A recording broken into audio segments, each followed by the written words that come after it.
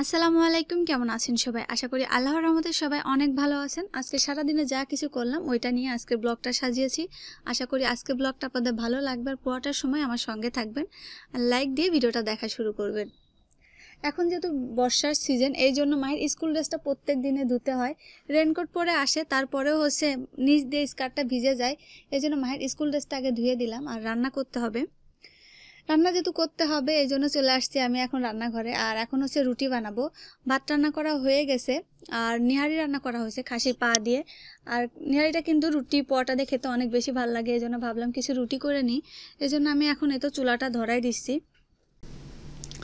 আমার আজকের এই ছোট্ট ব্লগটা যদি আপনাদের ভালো লাগে তাহলে প্লিজ আমার চ্যানেলটিতে সাবস্ক্রাইব করবেন, লাইক শেয়ার কমেন্ট আর পাশে থাকা ছোট্ট বেল বাটন অন করে দিবেন।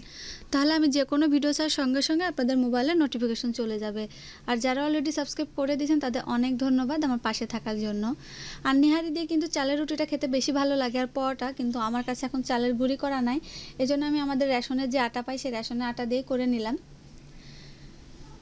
আর রুটি বানানোর আগে রুটির আটাটা তো খুব ভালোভাবে মেখে নিতে হবে। মেখে নিয়ে আমি এখানে জিলাপি কেটে রাখছি। আর নেহারিটা আমি গ্যাসে বসাইছিলাম, আমার প্রেশার কুকারটা আমি এখনও চুলায় দিই নাই কালি হয়ে যাওয়ার ভয়ে।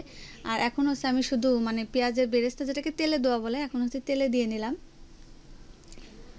এদিকে আমার নিহারিটা রেডি, আমি এটা এখন রেখে দিব। একটু জাল করতে হবে, আমি যা বারান্দায় আর কি গ্যাসের চুলার উপর দিয়ে নিব।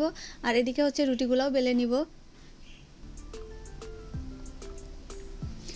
রুটিগুলোও আমি একদিকে বেলতেছি এক হাতে, আবার এইদিকে সেকেও নিছি একসঙ্গে।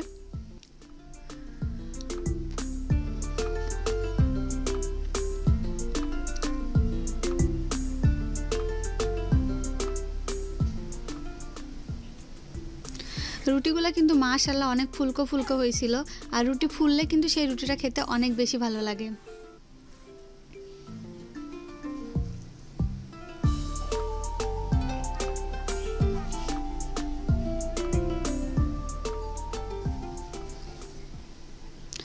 আমার সবগুলা রুটি সেকা শেষ। আর এখন পিঁড়িটা আগে ধুয়ে রাখতে হবে। আর আমাদের বাড়িতে যে ইঁদুর আছে, পিঁড়িটা যদি আমি এখন ধুয়ে না রাখি, একটু পরে রান্না এসে দেখবো যে পিঁড়ি আর কি কুটি কুটি করে কেটে রাখছে। এই জন্য কাজ করার সঙ্গে সঙ্গেই পিঁড়িটা ধুয়ে রাখতে হয়। এই জন্য আমি আগে রুটিগুলো ঘরে রেখে আসি, আমি আগে পিঁড়ি বেলুন ধুতে আসছি, নাহলে আমার পিঁড়ি বেলুনের অবস্থা খুবই খারাপ হয়ে যাবে।